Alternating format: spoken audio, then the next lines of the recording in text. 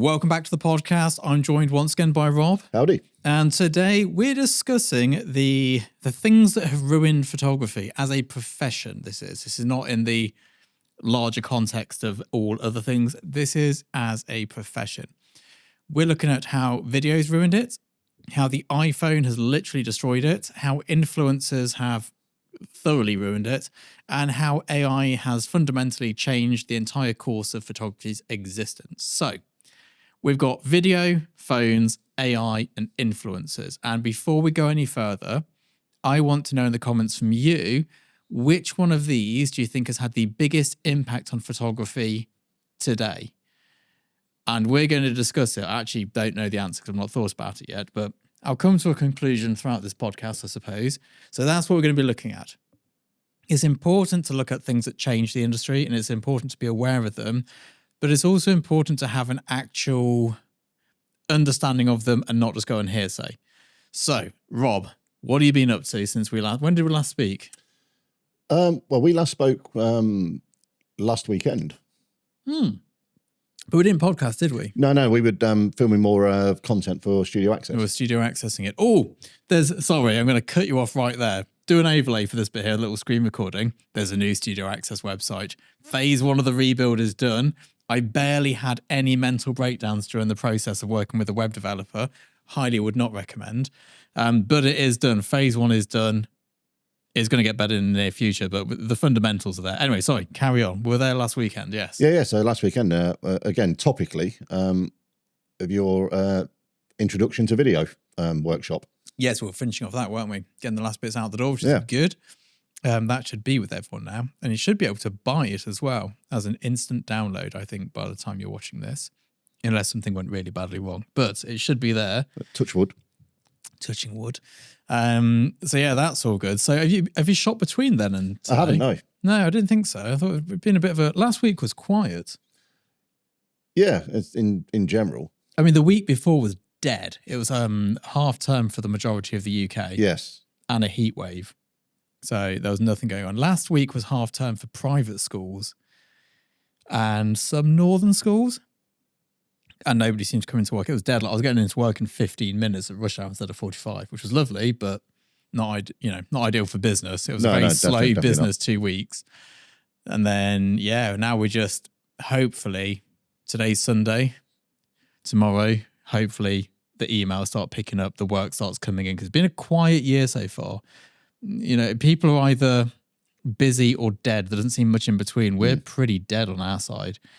Although we're still managing to push out 6-day work weeks, but we're not as busy as we were this time last year, which is interesting because, ironically, my earnings are up 55%. So I'm up 55% and I'm working considerably less. So something's going well. Yeah, that's not a bad metric. That's not a bad metric to go by. So financially good. Mentally, I like to be busy. You see, I like to be doing stuff, but there's been a lot of relicense, reusage. Clients are cutting back on shoots because of the war at the moment. Mm-hmm. So instead of doing a whole shoot for 100 grand, they'll spend like 30, 40 grand on a relicense for the year, which is great. I'm happy for that because it's money for nothing really. Yeah, I mean, you've already done the work. Done the work, had the tears. It's all done and dusted. Just get a nice little check in the post. So that's good. But yeah, apart from that, it's pretty quiet out there. What's it like in your other working world? Is it busy than that, or is it? Again, it's busy enough, but in terms of things overseas, it's quiet. The UK is actually doing quite well. It's the overseas side of things that's it seems very quiet at the moment. It does seem that way. I mean, I've been pitching on jobs. I've pitched on 5 jobs in the last few weeks myself, and there's another like 6 to 7 pitches for people I represent. Mm-hmm. So there's work out there, but the jobs get put off. Or I lost every pitch I didn't win a single one.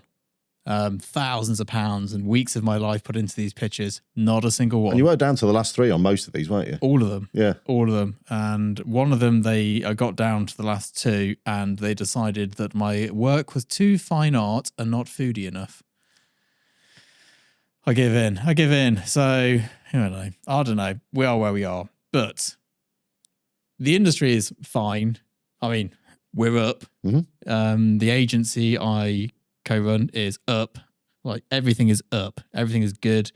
You've been working this year outside of me. You've been doing shoots and things. Yeah. About the same as usual in that, or I'd say busier because we've got kind of the ongoing episodic series that I'm working on for YouTube at the moment. The breadsticks. Yes, comedy skit, and they keep adding more episodes to that. So that's always good. Keep that party rolling. Yeah, so it seems busy. I'm on a can of full fat Coke today because I'm absolutely shattered.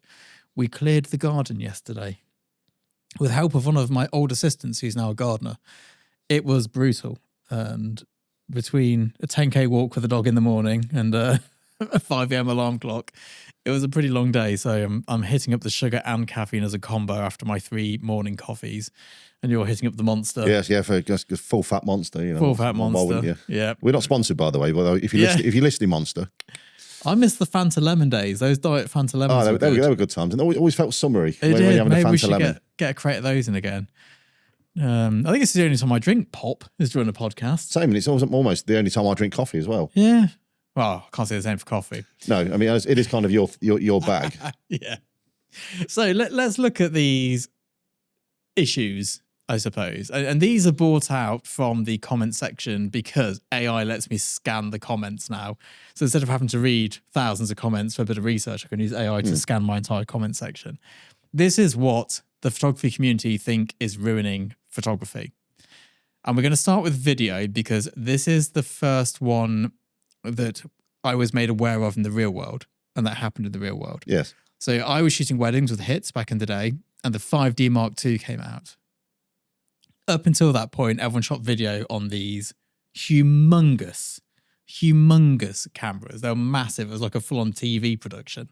And then the 5D Mark II came out, and they were like, oh, they could just grab a screen grab of the video, and they've got the photo, and they've captured every possible moment. Photography's over. I remember that being said. Yeah.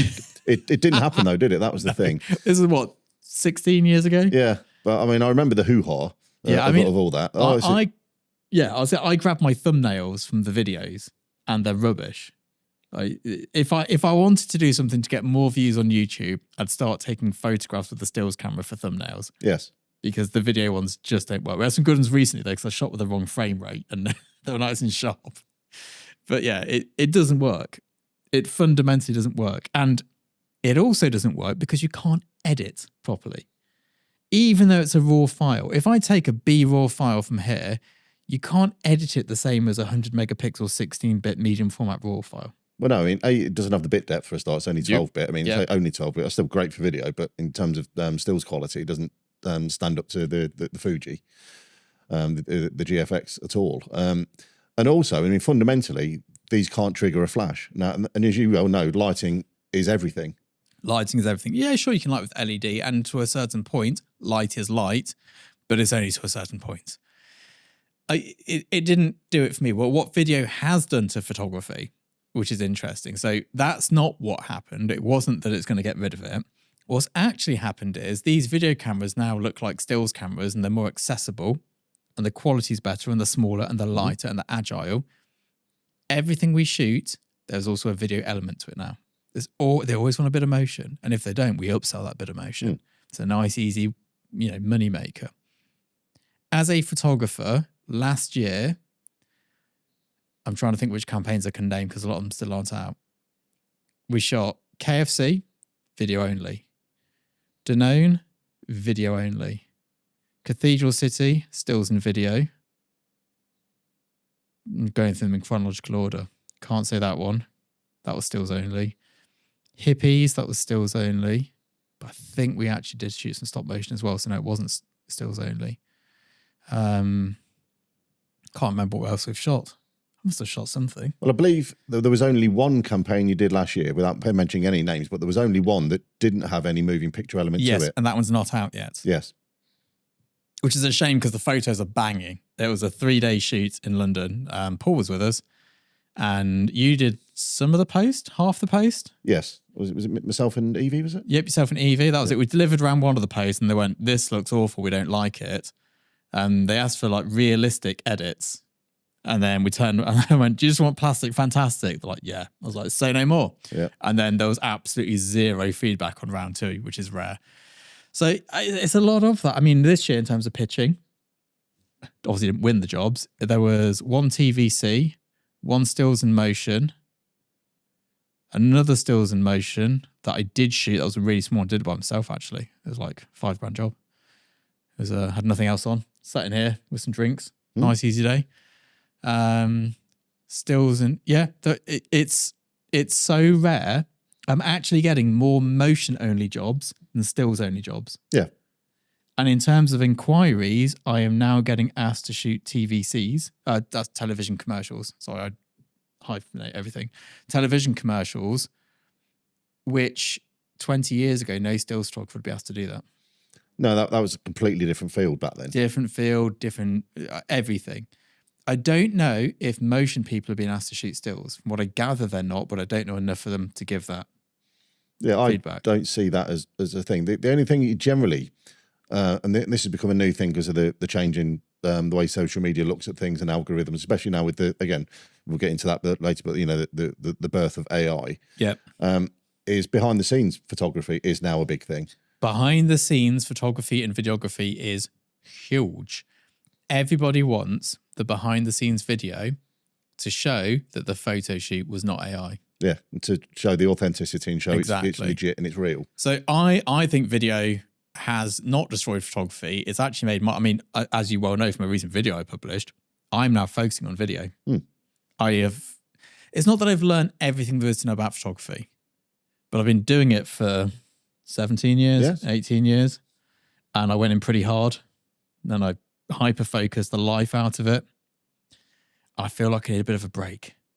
I'll tell you what's interesting though.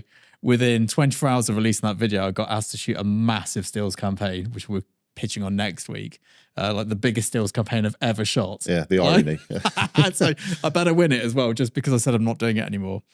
So that's video. So the iPhone. This is the next one that comes up a lot. When I say iPhone, what do you use? Use it? I'm Google Pixel, man. Google Pixel or Samsung is the brand? Yeah, I mean, they're kind of like the big three, really. So the only reason I use an iPhone is because I have an iPad and because I have an iMac and a MacBook and a Mac Studio, and AirDrop is blissful. And I also don't want to have to. You're good with tech. I'm not. If I got handed your phone, the chances of me being able to do anything with it are slim to nil. So when I say iPhone, I just mean smartphone. Smartphone in general. They're all as good as each other. I can't imagine any of them make phone calls better than one another. Well, when was the last time you actually used that for a phone call? I do a lot of phone calls. Oh, you do? Yeah. I'm on the phone all day. Yeah. I personally don't. I mean, it's like one of those, it rings, you're like, oh, what's it doing? Yeah. The phone's doing something strange. It's like, oh, hang on, someone's calling me. I always prefer it when people call me. I'd rather have a chat than You see, the vast majority of my calls, though, tend to be spam. I get a lot of spam calls. There must have just been like, because they sell mailing lists of phone numbers. I think they've just had a round of that because I'm getting like 4 or 5 a day. It's like, oh, hateful. So, yeah, I mean, I suppose phones are different. Phones are changing. And the way that different generations use phones is huge as well. So I've got a lot of friends who literally won't pick up a phone for an unknown number. I answer everything. No, I don't. If it rings, I'll pick it up.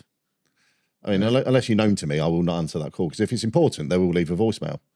And then I know to answer. Yeah. I don't know. I always think like if someone's in a rush to find a photographer for a shoot in the Netherlands and a number from the Netherlands comes through, I'm picking that bad boy up. And when my youngest was younger, we used to get spam calls. I used to hand him the phone to talk to them. It's quite very funny. So phones have ruined photography because anybody can take a good picture now with a phone. As most of you will know, I either use my 100 megapixel GFX on a Cambo or this old iPhone 14. I don't tend to dabble in between formats. I'm either shooting a campaign or I'm taking pictures of the kids, the dog, the latest thing I've broken on my car to send to somebody going, why is this snapped? How do I get the bolt back out? Yeah. That sort of thing. This is, I mean, the amount of photos I take on a daily basis just of my dog is insane. And it's a great camera. I don't understand. Oh, just going to show you this, Rob. Here's a photograph I took of a billboard I found yesterday that's out of license. I had to swerve in, pull in. I was like, that's not in usage anymore. Payday. But yeah, so the whole thing is like, why would you pay for a family portrait? Because someone can do just as good a photograph with their phone, if not better sometimes. I'm losing work to all these kids just doing stuff on their phone. That's the general rhetoric, I think. Yeah. I mean, and that's always kind of been the case. But I would always come back to the argument that if, as a professional photographer, we talk about stills photography here, Yeah. if you're not better than some kid with an iPhone, you're in the wrong trade anyway. Yes, exactly that. So I reckon I can take a better photograph with my phone than the majority of people who own a full frame camera. Mm-hmm. As I've seen a lot of photographs which are really bad. And like, I reckon I could do better with my phone. And it's not the phone that's doing you out for a job, it's your skill set. If I lose a campaign to some kid shooting on an iPhone, that's on me. That has nothing to do with phones ruining photography. Phones destroyed a part of the photography industry. The compact point and shoot camera, Dead. Gone. Dead. Like, if you want a non-interchangeable lens camera, you've got a phone. Exactly. If you want an interchangeable lens camera, I suppose you go for Micro Four Thirds is the new like point and shoot. So it's the smallest you can get with lenses. Some of those lenses are massive, so that's a different thing altogether. But I just think by the time you've gone to Micro Four Thirds, chuck a Leica in your bag. Funds allowing. Yeah. if you're that bougie, if not, you buy the Fuji. The Fuji X100, which I've bought many times thinking I'll use. And again, it doesn't quite fit in my pocket, so the phone goes instead. Yeah. I think phones have done nothing but good for the photography industry. They are the democratic camera. They allow anybody who has a phone, which is almost everybody, to be able to be a photographer without having to spend money on something else. They allow people to be able to share and publish their work. You go back to the good old days, and in order to share your work and to be seen by an art buyer, you had to shoot a body of work on 6:45 minimum format film, and that was considered too small. Ideally, 6x7, 4x5, 8x10. You'd then print the book, which would cost $1,000. You'd then go into these extremely expensive places to go and show it to people. And if you didn't come from that world, it was hard. I mean, I don't come from that world. And in the modern era, I still found it took me years to break into that world. To be able to like go to certain parties and be at certain events and, you know, all of that. I'm not from that world, so it took a long time. This gets rid of that. And if you're losing work because someone's got a phone, like, for example, I want a photograph taken of my dog at the moment. I don't care whether it's somebody with a phone or somebody with a Hasselblad. All I care is, will they get a good photo of my dog? I will pay either of them. I'm not paying you for your kit. I'm paying you for the photograph of my dog you can get. I don't care about the dynamic range. Don't care about the sharpness. Don't care about the resolution. I want a cool picture of my dog. If you do that using a phone and that's your method, I'll pay you the same money. And I think a lot of photographers do this whole thing. It's like, well, if I'm turning up with 25 grand's worth of camera and lenses, I expect to be paid this much. And it's like, well, if you're stupid enough to spend that much money on camera and lenses when your skill set is that of a £500 a day photographer, that's on you. I don't know. Have you got a different take on that? No, I mean, and this is the thing. It's like, it's so easy to get lost in the tech, the hype, the marketing of things, that you kind of forget what's actually important. It isn't the amount of pixels in it. It isn't, as you say, the dynamic range, the tone, the color, all these kind of things.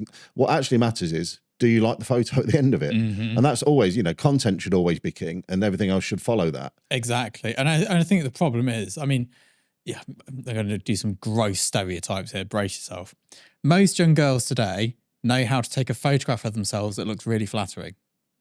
I would say that most people who want to be professional portrait photographers know how to do a really cool lighting setup and some cool Photoshop stuff and do not know how to take a photograph of somebody that looks flattering. And that's actually working with people. Yes. Making people feel sort of relaxed, comfortable, and then their sort of personality comes out in the photo. And I think that's what people get lost in. Yeah, it's the soft skills. We rep a photographer called Michael Worley, who's an absolute, I think he's an actor. He must have been an actor.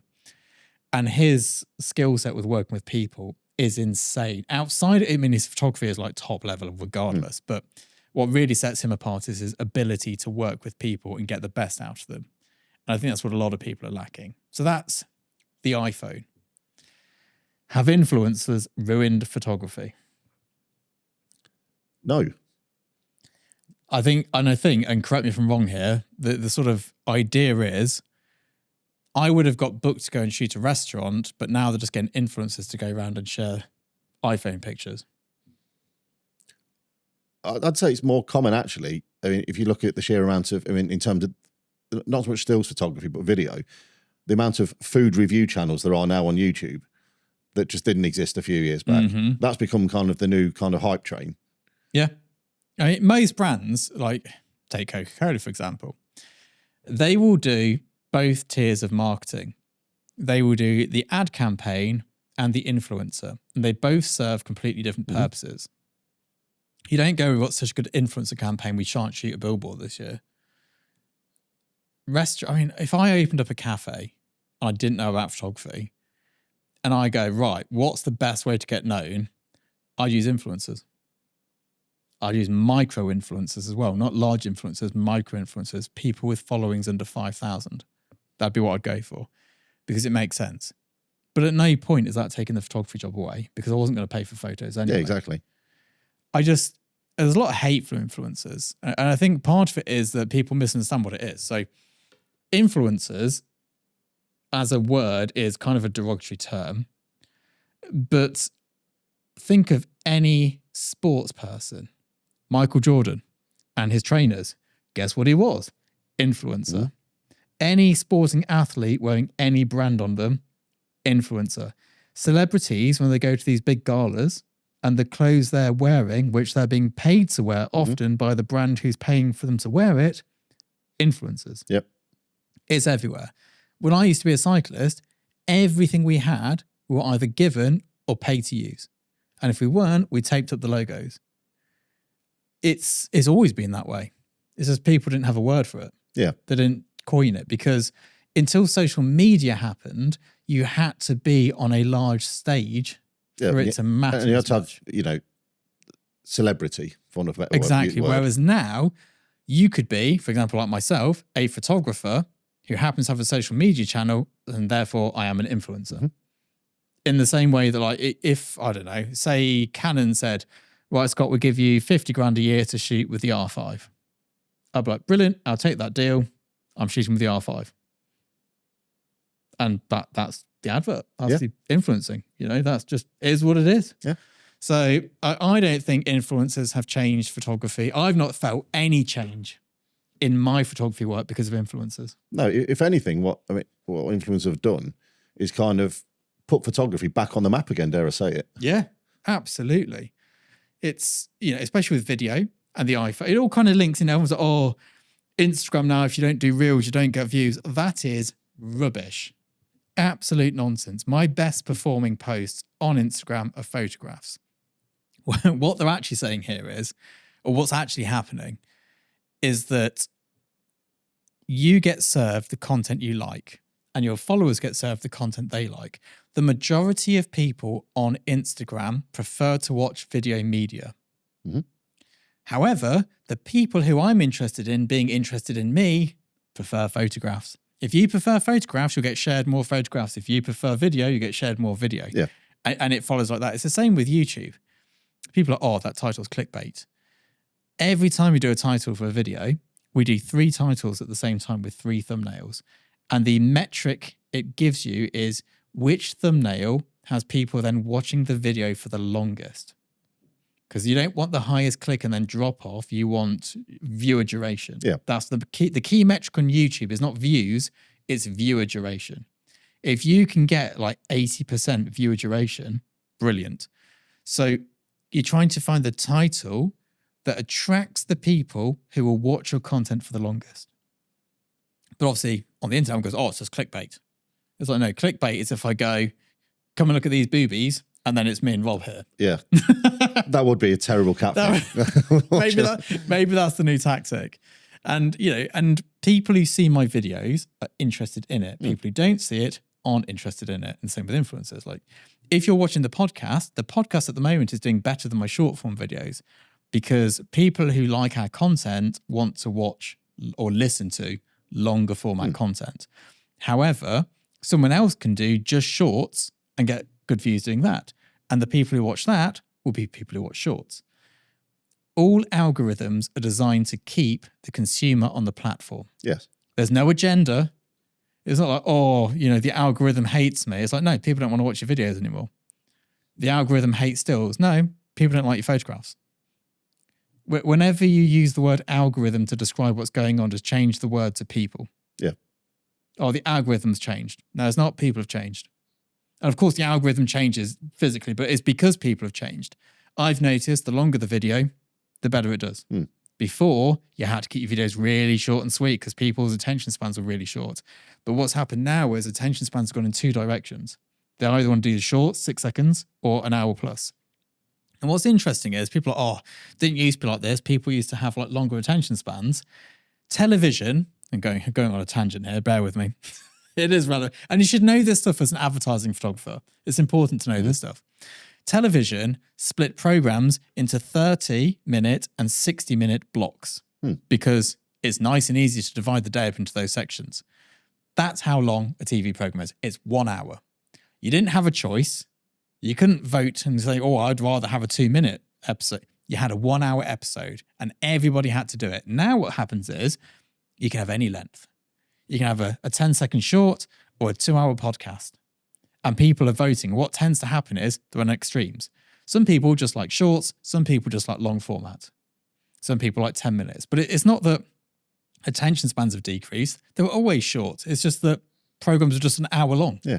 And that's something else. I mean, again, we're talking about, the whole influencer thing and all the rest of it. So that's a whole subsection, a whole group of people that didn't exist. If you, for example, you as a long-standing commercial photographer, the reason you started your YouTube channel really was that most of what you saw out there was just plain wrong. Yes, and you were like, this isn't right. Well, I need to... Started out of annoyance. Yeah, exactly. And you got triggered by it and you were like, well, I'm going to tell you guys what it's actually going on and what's real. Now, imagine you trying to pitch that to ITV or the BBC as a show. They'd be like, no, mate. No, because the amount of the population interested in what I do is small. Yeah, it's very niche. Very niche, very small. Over on... I reckon anybody at this point who's interested in doing this has probably seen one of my videos. It's not like I can grow it to like a 10 million viewer channel because it is too niche. So, I mean, I don't think influencers have changed photography at all. Well, I think they've changed the industry for the better in that. I mean, we always talk about, the how high the bar to entry is in these things. Yeah. I mean, again, in terms of making TV shows, it was massive. Oh, yeah. It was like unattainable for 99% of the people. Whereas now, the platforms like YouTube, Instagram, TikTok, and so on have given anybody, any person with a bit of creativity and something to say that people could be interested in, a platform when they can just immediately go out and do it now. Exactly. I think it's great. I think it's good. I'm all here for it. The final one, how AI has changed photography. Now, I look back at these comments that AI scraped, and some of them from 2 years ago were going, in a year's time, the photography industry will be over. It'll be dead. I have never seen anything go from being the next biggest thing to nobody touch it as quickly as AI. It's like the dirty word. That happened quick. It was, honestly, it was on this trajectory of like, this is going to change the world to, oh, we don't want that. No one wants that. So much so, we had an initial, there was a few campaigns, early days, which went AI. It's really hard to say AI without going, AI. Went AI. And people are, oh, that's cool. And then it just went wrong. Nobody wanted it. TV commercials were pulled. The Coca-Cola Christmas TV commercial ruined Christmas. Bloodbath. It was... Now, people are paying film crews to come in and film the making of the commercials, and they're publishing the making of them before the commercial. Yeah. Because they want everyone to be damn sure that this is not AI. AI is still being used, though. It's being used for the treatments, creative process, anything boring that no one cares about. I do a load of AI spiel at the end of a blog post just to hit all the key SEO markers. No one reads them. They read the top bit, which is a nice fruity bit, and then the rest of it's just filler. Can't use Google's AI for answers. It's wrong almost always. It's so rare that it gets it right. It's unbelievable. Yeah, I mean, I as you know, I use Claude for anything I have to do, and there are certain things it's very good at. Yes, there are certain things, but creativity and factual correctness are not. That's not it. And neither of them. Talk about alternative facts. AI is full of the alternative facts. So we still get the brief will be done with AI. They'll generate what they think the shots will look like. It has its problems, but people are now starting to understand that just because AI can do it doesn't mean it exists in the real world. That's all fine. I would say there's been a temporary boost in the industry because of the AI backlash. Things that would have been CGI are now photos. And there's always work. I mean, we signed a behind the scenes photographer because of it. Yeah. Out of all of these things here, I would say the one that has had the biggest impact on professional photography is video. Not that videos ended photography, but that now we're all shooting video. Yeah, I think it's the focus has shifted from stills. I mean, you know, talking globally in the industry. Yes. That the focus is no longer solely, at least anyway, on stills photography. No. I think it's generally moved into, if anything now, it's their priority is the moving pictures, the video, the motion, with now a bolt-on of stills photography as opposed to stills photography only or stills photography with a bolt-on of motion. I think that's now flipped up on its head. Yeah, I think so as well. I think that's had the biggest impact. Influencers have done nothing. iPhones has made it more accessible, and AI has just given us a little bit. Video's been the biggest change. The biggest change in my career, which started in 2010, is video. Mm-hmm. That has seen the biggest impact in work I get, work I do, how I work, how I get paid, what work's available. Video has absolutely been the one. Would you agree? Or Yeah, for sure. Yeah, I think, yeah. Anyway, it'd be interesting to see what everyone's answers are down below. Yeah, definitely. And it'll be interesting to see what happens in 10 years' time. Well, Christ, you know. Apart from my retirements. Well, so yeah, there we go. That's a good place to wrap it up. We'll leave it there and we'll see you all next week. ciao for now. Cool. So I get and bag it. Yep. It's a nice little succinct one, I think. Yeah. Start ordering some chicken wings.